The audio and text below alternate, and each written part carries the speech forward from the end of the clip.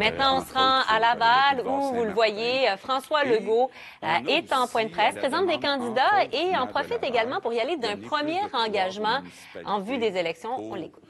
Acheter des terrains pour des logements sociaux, puis on s'est engagé aussi dans le prochain mandat à leur donner des pouvoirs en matière d'expropriation, parce que c'est un vrai défi, effectivement, toute la question des logements sociaux. Évidemment, il n'y a pas de secret pour personne. Il y a une élection générale le 3 octobre, donc c'est dans 7 semaines. Puis les partis politiques, vous l'avez vu, ont commencé à prendre des engagements. Il y en a qui ont même déposé leur plateforme électorale ou vont le faire en fin de semaine. Donc, je suis très content aujourd'hui de présenter notre premier engagement électoral. Donc, je suis ici, évidemment, comme chef de la CAQ pour présenter notre premier engagement électoral. Ça concerne le logement, donc tout le secteur résidentiel. Je peux vous dire que même personnellement, j'ai passé beaucoup de temps au cours des dernières semaines, des derniers mois, avec la ministre des Affaires municipales, avec le ministre des Finances, à bien comprendre les enjeux concernant le logement. Parce que oui, il y a une pénurie de logements. Pourquoi il y a une pénurie de logements? Plusieurs raisons. D'abord, il y a eu un ralentissement de la construction pendant la pandémie.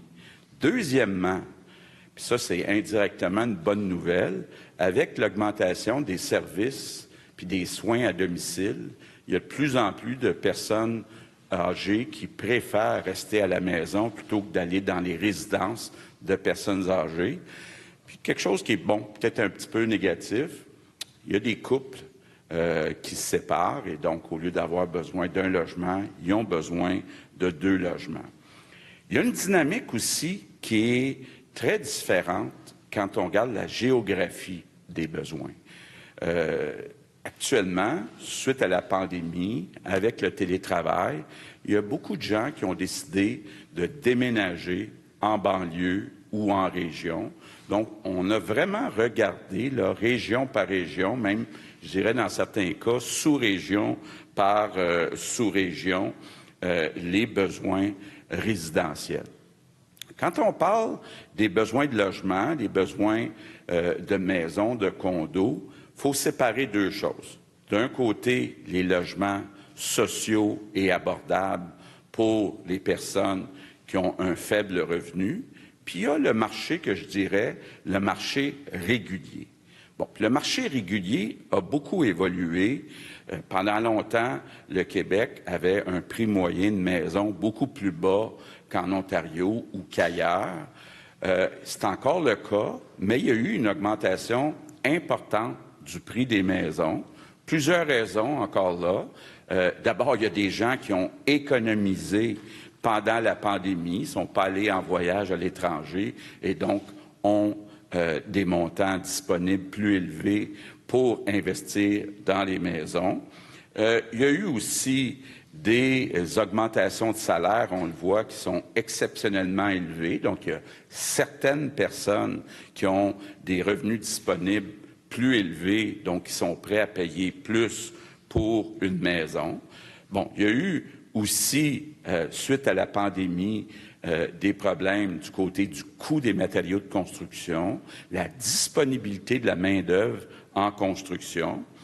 Par contre, quand on fait des projections, bien, vous le voyez ce matin, il y a des économistes qui prévoient que le coût des maisons va baisser de 17 % avec la hausse des coûts des taux d'intérêt. Donc, j'avoue que ce n'est pas simple pour le ministère des Finances et des Affaires municipales de faire une projection, mais j'ai quand même réussi à, entre guillemets, forcer les fonctionnaires à se commettre. Et commençons par les logements que je dirais réguliers, les maisons là qui sont pas pour les personnes à faible revenu. Le ministère des Finances prévoit actuellement, il y a des niveaux records de permis de construction. Donc, le ministère des Finances prévoit que pour les logements réguliers, la pénurie, le manque de logements réguliers. Ça va se résorber naturellement d'ici 2027, sans qu'il y ait besoin d'intervention du gouvernement, sauf dans certaines régions éloignées. Rappelez-vous, là, on a déjà fait des annonces à Chibougamau, puis dans certaines régions éloignées. Par contre, il y a un problème actuellement du côté des logements sociaux et abordables. Puis là, je veux peut-être reprendre la petite histoire. Rappelez-vous, le gouvernement libéral avait annoncé la construction de 15 000 logements sociaux et abordables. Quand on est arrivé, la CAQ, au gouvernement en 2018, on s'est rendu compte qu'il n'y avait rien de fait. Il n'y avait aucun financement de réservé, il n'y avait rien de fait pour ces 15 000 logements sociaux et abordables. Depuis 4 ans, le gouvernement de la CAQ a investi 2,6 milliards pour, entre autres, construire ces logements. Puis les 15 000, on a livré la marchandise, soit qui sont construits ou soit qui sont en train d'être construits. Donc, ça, c'est réglé. On a tenu notre promesse parce qu'en 2018, on avait promis de construire ces 15 000 logements sociaux et abordables. Donc, c'est fait. Malgré ça, le ministère des Finances et le ministère des Affaires municipales évaluent que dans les 10 prochaines années, il va manquer 23 500 logements sociaux et abordables. 23 500 sur 10 ans. J'ai essayé de leur demander de me donner les chiffres année par année. Ils me disent que c'est pas possible parce que, bon, il y a l'arrivée des nouveaux immigrants, il y a les changements dans les habitudes des gens, il y a une fluctuation d'une région à l'autre. Donc, j'ai pris sur moi, on a pris sur nous, la CAQ, d'évaluer les besoins pour le prochain mandat à 11 700, donc à peu près la moitié du besoin des 10 prochaines années. Aujourd'hui, ça me fait plaisir d'annoncer que si la CAQ est reportée au pouvoir le 3 octobre, on s'engage à construire 11 700 logements sociaux et abordables dans le prochain mandat. Quand on regarde, parce qu'il y a une partie aussi qui est du supplément de loyer, on parle d'un coût de 1,8 milliard. Donc, 1,8 milliard que la CAQ s'engage à investir dans le prochain mandat pour construire 11 700 logements. Donc, ce que ça veut dire, c'est quand on va déposer notre cadre financier, habituellement, on fait ça durant la campagne électorale officielle, ça veut dire quelque part au début septembre, on va déposer le cadre financier de la CAQ qui vient représenter tous les engagements de la campagne électorale. Bien, il y aura ce montant pour les 11 700 logements sociaux et abordables. Et nous, on évalue que ça devrait, pour le prochain mandat, régler le problème de manque de logements sociaux et abordables. Donc, on va travailler ce dossier-là avec les municipalités. Comme je disais tantôt, on a donné des pouvoirs aux municipalités, on va en donner encore plus. C'est important que les municipalités soient capables d'avoir les terrains qui sont bien placés pour développer ces logements sociaux et abordables.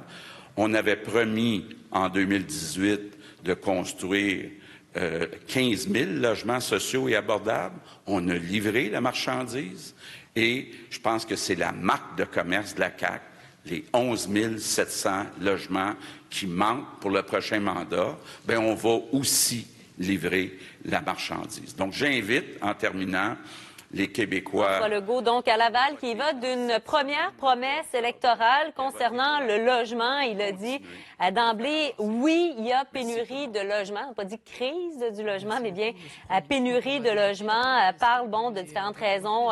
Ralentissement de la construction pendant la pandémie, les soins à domicile qui font que les gens âgés demeurent dans leur logement, des couples aussi qui se séparent, le prix des maisons également qui a donc augmenté, ce qui fait en sorte que pour le marché régulier, là, en consultant le ministre des Finances et tout ça et les experts, dit d'ici 2027, ça devrait se résorber. Il y a beaucoup de permis de construction en ce moment, mais pour les logements sociaux, il va en manquer pour les 10 prochaines années, 23 500, ce qui fait en sorte, là, pour le prochain mandat, là, leur évaluation, c'est 11 700. Ils s'engagent donc à construire 11 700 logements sociaux et abordables. On parle d'un investissement d'1,8 milliard.